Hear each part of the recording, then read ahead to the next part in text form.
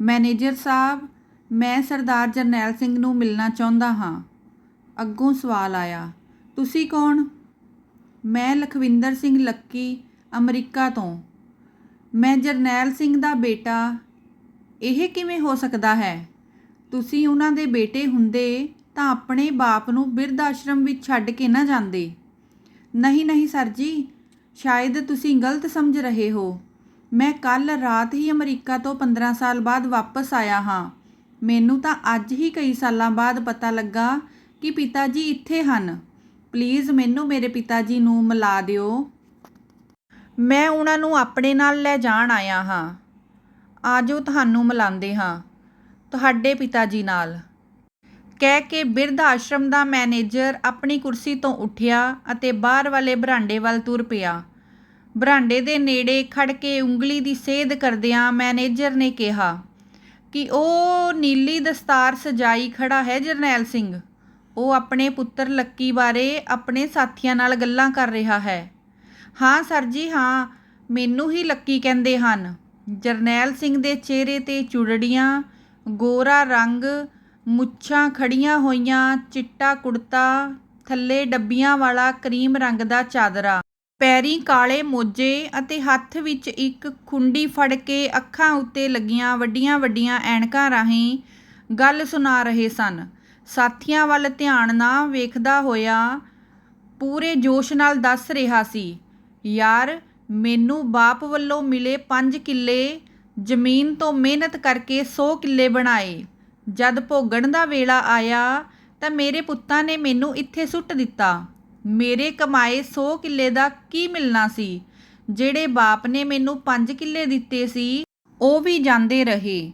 ਜੇ ਮੇਰਾ ਵੱਡਾ ਪੁੱਤ ਲੱਕੀ ਮੇਰੇ ਤੋਂ ਦੂਰ ਨਾ ਹੁੰਦਾ ਤਾਂ ਅੱਜ 100 ਦੇ 150 ਕਿੱਲੇ ਬਣਾ ਲੈਣੇ ਸੀ। ਪਰ ਪਰਮਾਤਮਾ ਦੇ ਘਰ ਦੇਰ ਹੈ ਅੰਧੇਰ ਨਹੀਂ। ਜਲਦੀ ਹੀ ਮੈਂ ਇੱਥੋਂ ਚਲਿਆ ਜਾਵਾਂਗਾ, ਫਿਰ ਆਪਣੇ ਘਰ ਵਾਪਸ, ਕਿਉਂਕਿ ਮੇਰਾ ਪੁੱਤ ਲੱਕੀ ਇੱਕ ਨਾ ਇੱਕ ਦਿਨ ਮੈਨੂੰ ਲੈਣ ਆਏਗਾ। ਜਰਨੈਲ ਸਿਉਂ ਦੀਆਂ ਅੱਖਾਂ ਵਿੱਚੋਂ ਨੀਰ ਵਗ ਰਿਹਾ ਸੀ। ਕੋਲ ਬੈਠਾ ਕਰਮਾ ਸਿਉਂ ਬੋਲਿਆ, ਜਰਨੈਲ ਸਿਆਂ, ਤਕੜਾ ਬਣ ਤਕੜਾ, ਐਵੇਂ ਹਿੰਮਤ ਨਹੀਂ ਹਾਰੀ ਦੀ। ਉਸ ਦੀ ਦਰਗਾਹ ਤੋਂ ਕਦੇ ਖਾਲੀ ਨਹੀਂ ਮੁੜਿਆ। ਜਰਨੈਲ ਸਿਉਂ ਨੂੰ ਸੱਚ ਪਹਿਚਾਣ ਹਿੰਮਤ ਰੱਖਣ ਲਈ ਕਿਹਾ, ਮਰਿਆਂ ਦੇ ਨਾਲ ਮਰਿਆ ਥੋੜ੍ਹੀ ਜਾਂਦਾ ਏ ਯਾਰਾ। ਨਹੀਂ ਕਰਮਾ ਸਿਉਂ, ਉਹ ਉਸ ਦੀ ਦਰਗਾਹ 'ਤੇ ਨਹੀਂ ਗਿਆ। ਉਹ ਤਾਂ ਇੱਥੇ ਹੀ ਹੋਣਾ, ਬਸ ਐਵੇਂ ਲੁੱਕਣ ਮਿੱਟੀ ਖੇਡਦਾ ਖੇਡਦਾ ਕਿਤੇ ਛੁਪ ਹੀ ਗਿਆ ਹੈ। ਮੈਥੋਂ ਲੱਭਿਆ ਹੀ ਨਹੀਂ ਗਿਆ। ਪਰ ਵੇਖੀ, ਉਹਨੇ ਆਪੇ ਹੀ ਬਾਹਰ ਆ ਕੇ ਘੁੱਟ ਕੇ ਗਲ ਨਾਲ ਲਾ ਲੈਣਾ ਮੈਨੂੰ ਤੇ ਆਖਣਾ ਹੈ, ਬਾਪੂ ਮੈਂ ਆ ਗਿਆ। ਲਖਵਿੰਦਰ ਦੇ ਪੈਰ ਬਾਪ ਦੀ ਗੱਲ ਸੁਣ ਕੇ ਉਸ ਵੱਲ ਭੱਜ ਪਏ ਤੇ ਜ਼ੋਰ ਦੀ ਆਵਾਜ਼ ਮਾਰੀ, ਬਾਪੂ ਮੈਂ ਆ ਗਿਆ। ਆ ਜਾ ਮੇਰੇ ਕਾਲਜੇ ਲੱਗ ਜਾ ਬਾਪੂ। ਤੇਰੇ ਬਿਨਾਂ ਕਦੇ ਕਿਸੇ ਖੁਸ਼ੀ ਨੂੰ, ਕਿਸੇ ਸੁੱਖ ਨੂੰ ਮਾਣ ਹੀ ਨਹੀਂ ਸਕਿਆ। ਮੈਂ ਆਵਾਜ਼ ਸੁਣ ਕੇ ਜਰਨੈਲ ਸਿੰਘ ਨੇ ਪਿੱਛੇ ਮੁੜ ਕੇ ਲਖਵਿੰਦਰ ਨੂੰ ਵੇਖਿਆ। ਹੱਥੋਂ ਖੁੰਡੀ ਛੁੱਟ ਗਈ, ਲੱਤਾਂ ਵਿੱਚ ਜਾਨ ਆ ਗਈ। ਉੱਚੀ ਉੱਚੀ ਕੁੱਕਾਂ ਮਾਰਨ ਲੱਗਾ, ਵੇਖ ਓਏ ਕਰਮਿਆ, ਉਹ ਸੱਚੀ ਆ ਗਿਆ ਮੇਰਾ ਪੁੱਤ ਲੱਕੀ। ਮੈਂ ਕਹਿੰਦਾ ਸੀ ਨਾ, ਮੇਰਾ ਪੁੱਤ ਜ਼ਰੂਰ ਆਊਗਾ। ਕਹਿੰਦਾ ਹੋਇਆ ਪੁੱਤ ਲੱਕੀ ਨੂੰ ਘੁੱਟ ਕੇ ਗਲ ਨਾਲ ਲਾ ਲਿਆ। ਸਾਰਾ ਮਾਹੌਲ ਭਾਵੁਕ ਅਤੇ ਗਮਗੀਨ ਹੋ ਗਿਆ। ਕਿੱਥੇ ਚਲਿਆ ਗਿਆ ਸੀ ਪੁੱਤਰਾ? ਬਸ ਤੈਨੂੰ ਆਖਰੀ ਵਾਰ ਦੇਖਣ ਲਈ ਹੀ ਜਿਉਂਦਾ ਹਾਂ। ਉਹ ਪਰਮਾਤਮਾ ਬੜਾ ਬਲਵਾਨ ਹੈ। ਮੇਰੀ ਅਰਦਾਸ ਸੁਣ ਲਈ ਉਸਨੇ। ਮੈਂ ਧੰਨ ਹੋ ਗਿਆ ਪੁੱਤਰਾ, ਮੈਂ ਧੰਨ ਹੋ ਗਿਆ। ਬਾਪੂ, ਮੈਂ ਕਿਤੇ ਵੀ ਨਹੀਂ ਸੀ ਗਿਆ, ਬਸ ਰੱਬ ਦੀ ਮਰਜ਼ੀ ਸੀ ਬਿਰਧ ਆਸ਼ਰਮ ਦੀ। ਮੈਨੇਜਰ ਨੇ ਦੋਹਾਂ ਪਿਓ ਪੁੱਤਰਾਂ ਦੀ ਇਸ ਮਿਲਣੀ ਨੂੰ ਮਾਣਿਆ ਅਤੇ ਪਿਓ ਤੇ ਪੁੱਤ ਨੂੰ ਇੱਕ ਸੱਚੇ ਰਿਸ਼ਤੇ ਨੂੰ ਵੇਖਿਆ।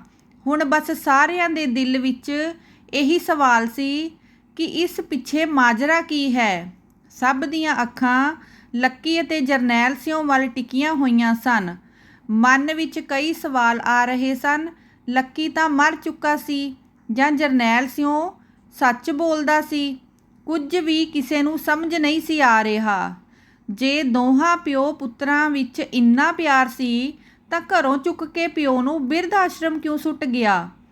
ਪਿਛਲੇ ਇੰਨੇ ਸਾਲਾਂ ਵਿੱਚ ਪਿਓ ਦੀ ਯਾਦ ਨਾ ਆਈ?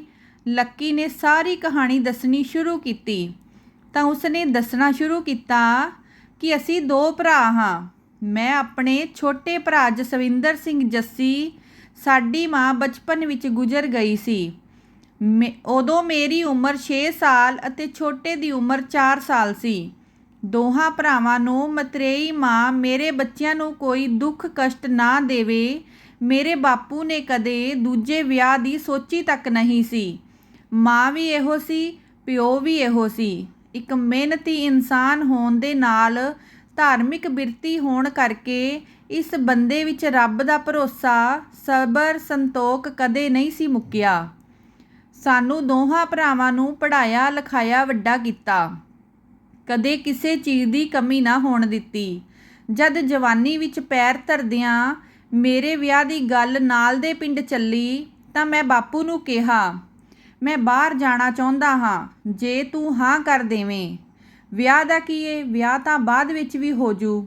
ਮੈਂ ਵਿਦੇਸ਼ ਜਾ ਕੇ ਹੋਰ ਵੀ ਕਾਮਯਾਬ ਬਣਨਾ ਚਾਹੁੰਦਾ ਹਾਂ। ਬਾਪੂ ਨੇ ਨਾ ਚਾਹੁੰਦਿਆਂ ਹੋਇਆਂ ਵੀ ਮੇਰੇ ਕਰਕੇ ਆਪਣੀ ਅੱਧੀ ਜ਼ਮੀਨ ਵੇਚ ਦਿੱਤੀ ਤੇ ਠੱਗ ਏਜੰਟਾਂ ਦੇ ਢਾਹੇ ਚੜ੍ਹ ਕੇ ਲੱਖਾਂ ਰੁਪਏ ਦਾ ਨੁਕਸਾਨ ਕਰਵਾ ਲਿਆ। ਸਾਲ 2 ਸਾਲ ਦੀ ਜਦੋਂ ਜੱਦੋ ਜਹਿਦ ਕਰਕੇ ਵਿਦੇਸ਼ ਭੇਜ ਦਿੱਤਾ। ਬੁਰੀ ਕਿਸਮਤ ਨੂੰ ਵੀਜ਼ਾ ਨਕਲੀ ਨਿਕਲਿਆ ਸੀ ਅਤੇ ਦੂਜਾ ਸਾਨੂੰ ਕਿਤੇ ਹੋਰ ਹੀ ਇਲਾਕੇ ਜੰਗਲ ਬਿਆਬਾਨ ਵਿੱਚ ਛੱਡ ਦਿੱਤਾ। 6 ਮਹੀਨੇ ਦੀ ਜੱਦੋ ਜਹਿਦ ਬਾਅਦ ਸਮੁੰਦਰ ਦੇ ਰਸਤੇ ਅਸੀਂ ਉੱਥੇ ਪਹੁੰਚੇ। ਪਹਿਲਾਂ ਲੁਕ ਛਿਪ ਕੇ ਕੰਮ ਕੀਤਾ, ਫਿਰ ਹੌਲੀ ਹੌਲੀ ਸਖਤ ਮਿਹਨਤ ਨਾਲ ਜੋ ਆਪਣੇ ਬਾਪੂ ਤੋਂ ਸਿੱਖਿਆ ਸੀ, ਉਸ ਦੀ ਬਰਕਤ ਨਾਲ ਮੈਂ 5 ਸਾਲ ਬਾਅਦ ਪੱਕਾ ਹੋਇਆ। ਇਨ੍ਹਾਂ 5 ਸਾਲਾਂ ਦੌਰਾਨ ਮੈਂ ਕਈ ਵਾਰ ਘਰ ਸੰਪਰਕ ਕਰਨ ਦੀ ਕੋਸ਼ਿਸ਼ ਕੀਤੀ, ਚਿੱਠੀ ਵੀ ਲਿਖੀ, ਪਰ ਕਦੇ ਕਿਸੇ ਨੇ ਜਵਾਬ ਨਾ ਦਿੱਤਾ। ਮੈਂ ਘਰ ਫੋਨ ਕਰਦਾ ਰਿਹਾ, ਪਰ ਘਰ ਦੇ ਕਿਸੇ ਵੀ ਮੈਂਬਰ ਨਾਲ ਗੱਲ ਨਾ ਹੋ ਸਕੀ। ਛੋਟੇ ਭਰਾ ਜੱਸੀ ਨੇ ਇੱਕ ਵਾਰ ਫੋਨ ਚੁੱਕਿਆ ਤੇ ਦੱਸਿਆ ਕਿ ਬਾਪੂ ਦੀ ਤਾਂ ਮੌਤ ਹੋ ਗਈ ਹੈ, 2 ਸਾਲ ਹੋ ਗਏ ਹਨ। ਉਸਨੇ ਦੱਸਿਆ ਕਿ ਤੂੰ ਬਾਹਰ ਗਿਆ ਸੀ। ਉਸੇ ਦਿਨ ਇੱਕ ਜਹਾਜ਼ ਹਾਦਸਾਗ੍ਰਸਤ ਹੋਇਆ ਸੀ। ਏਜੰਟ ਨੇ ਦੱਸਿਆ ਕਿ ਉਸ ਵਿੱਚ ਲਖਵਿੰਦਰ ਸਿੰਘ ਲੱਕੀ ਦੀ ਮੌਤ ਹੋ ਗਈ ਹੈ।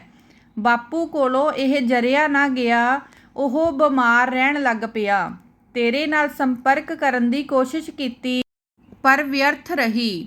ਪਰ ਇਸ ਪਿੱਛੇ ਇਹ ਸੱਚ ਸੀ ਕਿ ਏਜੰਟ ਧੋਖੇਬਾਜ਼ ਸੀ ਅਤੇ ਲੋਕ ਉਸ ਕੋਲੋਂ ਆਪਣੇ ਪੁੱਤਰ ਬਾਰੇ ਨਾ ਪੁੱਛਣ, ਇਸ ਲਈ ਉਸਨੇ ਉਸ ਹਾਦਸਾਗ੍ਰਸਤ ਜਹਾਜ਼ ਨੂੰ ਸਾਡੇ ਵਾਲਾ ਜਹਾਜ਼ ਬਣਾ ਦਿੱਤਾ। ਮੈਨੂੰ ਬਾਪ ਦੀ ਮੌਤ ਦਾ ਯਕੀਨ ਨਾ ਹੋਇਆ ਜਦ ਵੀਰੇ ਨੇ ਦੱਸਿਆ ਕਿ ਬਾਪੂ ਦੀ ਸੰਖੇਪ ਬਿਮਾਰੀ ਤੋਂ ਬਾਅਦ ਮੌਤ ਹੋ ਗਈ ਹੈ। ਖੈਰ ਅਣਮੰਨੇ ਜਿਹੇ ਮਨ ਨਾਲ ਇਸ ਭਾਣੇ ਨੂੰ ਮੰਨ ਲਿਆ। ਬਾਪੂ ਜੀ ਤੁਸੀਂ ਦੱਸੋ ਕੀ ਗੱਲ ਹੋਈ ਸੀ? ਬਾਪੂ ਨੇ ਗੱਲ ਤੋਰੀ ਹੀ ਸੀ। ਪੁੱਤਰਾ, ਮੈਂ ਤਾਂ ਕਦੀ ਵੀ ਯਕੀਨ ਨਹੀਂ ਸੀ ਕੀਤਾ ਕਿ ਮੇਰਾ ਪੁੱਤ ਇਸ ਦੁਨੀਆ ਵਿੱਚ ਨਹੀਂ ਹੈ। ਲੋਕੀ ਜੋ ਮਰਜ਼ੀ ਕਹੀ ਜਾਣ, ਮੈਨੂੰ ਪੂਰਾ ਯਕੀਨ ਸੀ ਉਸ ਸੱਚੇ ਰੱਬ ਤੇ ਵਾਹਿਗੁਰੂ ਮੇਰੇ ਤੋਂ ਮੇਰਾ ਪੁੱਤ ਨਹੀਂ ਖੋ ਸਕਦਾ। ਭਰੋਸਾ ਸੀ ਕਿ ਇੱਕ ਨਾ ਇੱਕ ਦਿਨ ਤਾਂ ਜ਼ਰੂਰ ਆਵੇਗਾ। ਤੇਰੇ ਜਾਣ ਪਿੱਛੋਂ ਛੋਟੇ ਭਰਾ ਜੱਸੀ ਨੇ ਵੀ ਘਰ ਬਿਨਾਂ ਗੱਲ ਕੀਤਿਆਂ ਕੋਰਟ ਮੈਰਿਜ ਕਰਵਾ ਲਈ ਅਤੇ ਆਪਣੀ ਵਹੁਟੀ ਸਮੇਤ ਘਰ ਆ ਟੁਕਿਆ। ਚਲੋ ਘਰ ਵਿੱਚ ਇੱਕ ਧੀ ਆ ਗਈ, ਰੋਟੀ ਟੁੱਕ ਸੋਹਣਾ ਪੱਕਣ ਲੱਗ ਪਿਆ ਸੀ ਅਤੇ ਜ਼ਿੰਦਗੀ ਮੁੜ ਹੌਲੀ ਹੌਲੀ ਲੀਹਾਂ ਤੇ ਆਉਣ ਲੱਗ ਪਈ। ਪਰ ਸਮਾਂ ਬੀਤਣ ਦੇ ਨਾਲ ਆਪਣੀ ਘਰਵਾਲੀ ਦੇ ਮਗਰ ਲੱਗ ਕੇ ਜੱਸੀ ਨੇ ਮੇਰੀ ਸਾਰੀ ਜਾਇਦਾਦ ਨੂੰ ਆਪਣੇ ਨਾਮ ਕਰਵਾਉਣ ਲਈ ਕਿਹਾ। ਮੈਂ ਇੱਕ ਤੇਰਾ ਅਤੇ ਇੱਕ ਉਸਦਾ 2 ਹਿੱਸੇ ਕਰਦਾ ਸੀ, ਪਰ ਉਹ ਸਾਰੀ ਜ਼ਮੀਨ ਚਾਹੁੰਦਾ ਸੀ। ਮੈਂ ਬੜਾ ਸਮਝਾਇਆ ਕਿ ਮੇਰੇ ਮਗਰੋਂ ਇਹ ਸਾਰੀ ਤੇਰੀ ਹੀ ਹੋ ਜਾਣੀ ਹੈ, ਪਰ ਉਹ ਜਨਾਨੀ ਦੀ ਚੁੱਕ ਵਿੱਚ ਆ ਕੇ ਕਾਗਜ਼ੀ ਕਾਰਵਾਈ ਮੁਕਵਾਉਣ ਲਈ ਕਾਹਲਾ ਪੈ ਗਿਆ। ਉਸ ਦੀ ਘਰਵਾਲੀ ਨੇ ਨਿੱਤ ਦਾ ਕਲੇਸ਼ ਰੱਖਦੀ ਘਰ ਵਿੱਚ ਸੁੱਖ ਸ਼ਾਂਤੀ ਤੇ ਕਿਤੇ ਉੱਡ ਹੀ ਗਈ ਸੀ। ਉਹ ਸਵੇਰੇ ਹੀ ਕੰਮ ਤੇ ਚਲਾ ਜਾਂਦਾ, ਮਗਰੋਂ ਮੈਨੂੰ ਸ਼ਾਮਾਂ ਤੱਕ ਰੋਟੀ ਨਾ ਜੁੜਦੀ। ਮੈਂ ਸੱਚੇ ਸਤਿਗੁਰ ਦਾ ਭਾਣੇ ਵਿੱਚ ਕਦੇ ਗੁਰਦੁਆਰੇ ਲੰਗਰ ਛਕ ਕੇ ਆਉਂਦਾ, ਕਦੇ ਰੋਟੀਆਂ ਨਾਲ ਲੈ ਆਉਂਦਾ। ਜਦ ਨੂੰ ਇੱਧਰ ਉੱਧਰ ਹੁੰਦੀ ਤਾਂ ਚੋਰੀ ਚੋਰੀ ਖਾ ਕੇ ਵਕਤ ਲੰਘਾ ਲੈਂਦਾ ਸੀ। ਇੱਕ ਦਿਨ ਮੈਨੂੰ ਹਾਰਟ ਅਟੈਕ ਆ ਗਿਆ। ਨੂੰ ਪੁੱਤ ਮੈਨੂੰ ਹਸਪਤਾਲ ਲੈ ਗਏ। ਮੇਰੇ ਦਿਲ ਤੇ ਬੜਾ ਬੋਝ ਸੀ ਪੁੱਤਰਾ। ਆਖਰ ਮੈਂ ਹਾਰ ਮੰਨ ਕੇ ਜਿਉਂਦਾ ਰਹਿਣ ਲਈ ਤੇਰੇ ਤਾਂਘ ਵਿੱਚ ਸਾਰੀ ਜ਼ਮੀਨ ਜਾਇਦਾਦ ਛੋਟੇ ਪੁੱਤ ਜੱਸੀ ਦੇ ਨਾਮ ਕਰ ਦਿੱਤੀ। ਇਸ ਨਾਲ ਕਲੇਸ਼ ਤਾਂ ਮੁੱਕ ਗਿਆ, ਪਰ ਉਸਨੇ ਜ਼ਮੀਨ ਵੇਚਣੀ ਸ਼ੁਰੂ ਕਰ ਦਿੱਤੀ ਤੇ ਬਦਲੇ ਵਿੱਚ ਮਿਲਣ ਵਾਲੇ ਪੈਸਿਆਂ ਨਾਲ ਐਸ਼ੋ ਆਰਾਮ ਦੀਆਂ ਮਹਿੰਗੀਆਂ ਚੀਜ਼ਾਂ ਘਰ ਆਉਣੀਆਂ ਸ਼ੁਰੂ ਹੋ ਗਈਆਂ, ਜਿਨ੍ਹਾਂ ਕਾਰਨ ਚੰਦਰੀ ਸ਼ਰਾਬ ਵੀ ਇਸ ਘਰ ਵਿੱਚ ਆਣ ਵੜੀ। ਜੱਸੀ ਅਕਸਰ ਨਸ਼ੇ ਵਿੱਚ ਰਹਿੰਦਾ, ਇਸ ਲਈ ਸ਼ਰਾਬ ਦੀ ਨਿੱਕੀ ਜਿਹੀ ਬੋਤਲ ਵਿੱਚ ਤੇਰੇ ਪਿਓ ਦੀ ਸਾਰੀ ਜ਼ਿੰਦਗੀ ਦੀ ਮਿਹਨਤ, ਘਰ ਦੀ ਜ਼ਮੀਨ ਜਾਇਦਾਦ ਰੁੜਨ ਲੱਗ ਪਈ। ਜਦ ਇੱਕ ਦਿਨ ਮੈਂ ਰੋਕਿਆ ਤਾਂ ਘਰ ਵਿੱਚ ਪੂਰਾ ਮਹਾਭਾਰਤ ਹੋਇਆ ਤੇ ਅਗਲੇ ਦਿਨ ਜੱਸੀ ਮੈਨੂੰ ਹਸਪਤਾਲੋਂ ਦਵਾਈ ਲੈਣ ਦੇ ਬਹਾਨੇ ਗੱਡੀ ਵਿੱਚ ਬਿਠਾ ਕੇ ਇਸ ਬਿਰਧ ਆਸ਼ਰਮ ਛੱਡ ਗਿਆ। ਮੈਂ ਸਭ ਕੁਝ ਸਮਝ ਗਿਆ ਸੀ ਤੇ ਇੱਥੇ ਆ ਕੇ ਠਹਿਰ ਗਿਆ। ਇੱਥੇ ਮੈਨੂੰ ਮੇਰੇ ਵਰਗੇ ਦੋ ਯਾਰ ਮਿਲ ਗਏ ਅਤੇ ਮੈਂ ਨਵੀਂ ਜ਼ਿੰਦਗੀ ਸ਼ੁਰੂ ਕਰ ਲਈ। ਨਾ ਕਦੇ ਜੱਸੀ ਆਇਆ, ਨਾ ਕਦੇ ਫੋਨ ਆਇਆ। ਪਰ ਲੱਕੀ ਪੁੱਤ, ਤੈਨੂੰ ਕਿੱਦਾਂ ਪਤਾ ਲੱਗਾ ਕਿ ਮੈਂ ਇੱਥੇ ਹਾਂ? ਬਾਪੂ ਜੀ, ਛੋਟੇ ਵੀਰ ਜੱਸੀ ਨੇ ਦੱਸਿਆ। ਨਾ, ਉਹ ਤੇਰਾ ਛੋਟਾ ਵੀਰ ਨਹੀਂ ਹੈ। ਨਾ ਪੁੱਤ, ਮੇਰਾ ਇੱਕੋ ਹੀ ਪੁੱਤਰ ਹੈ, ਲੱਕੀ।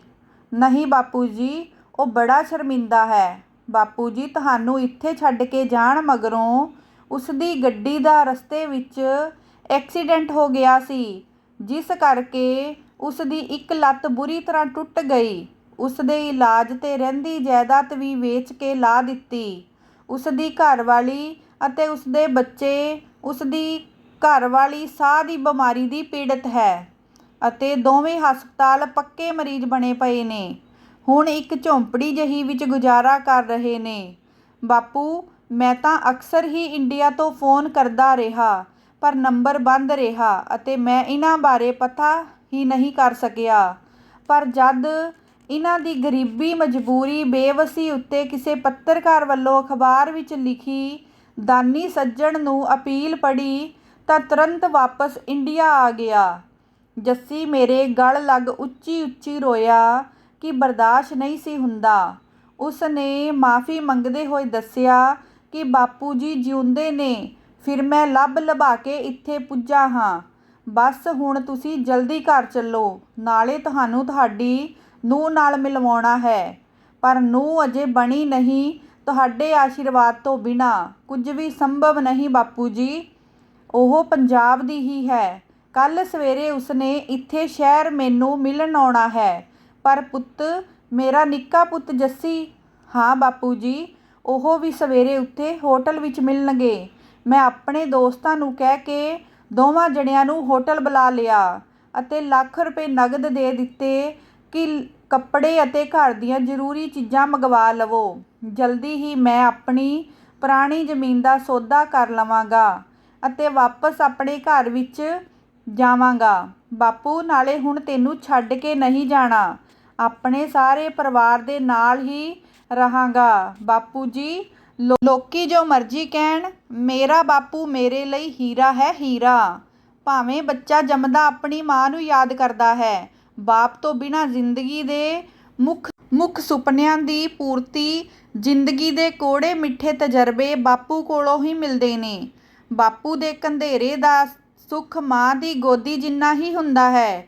ਤਾਂ ਹੀ ਸਿਆਣਿਆਂ ਨੇ ਸੱਚ ਹੀ ਕਿਹਾ ਹੈ ਕਿ ਜੇ ਮਾਵਾਂ ਠੰਡੀਆਂ ਛਾਵਾਂ, ਬਾਪੂ ਸਿਰ ਦੇ ਤਾਜ ਹੁੰਦੇ ਨੇ। ਇਹ ਸੀ ਜੀ ਮੇਰੀ ਅੱਜ ਦੀ ਕਹਾਣੀ, ਤੇ ਇਹ ਕਹਾਣੀ ਤੁਹਾਨੂੰ ਕਿਵੇਂ ਦੀ ਲੱਗੀ ਕਮੈਂਟ ਕਰਕੇ ਜ਼ਰੂਰ ਦੱਸਣਾ। ਜੇਕਰ ਕਹਾਣੀ ਚੰਗੀ ਲੱਗੀ ਤਾਂ ਸ਼ੇਅਰ ਜ਼ਰੂਰ ਕਰਨਾ ਤੇ ਚੈਨਲ ਨੂੰ ਸਬਸਕ੍ਰਾਈਬ ਜ਼ਰੂਰ ਕਰਨਾ। ਕਹਾਣੀ ਸੁਣਨ ਲਈ ਤੁਹਾਡਾ ਬਹੁਤ ਬਹੁਤ ਧੰਨਵਾਦ।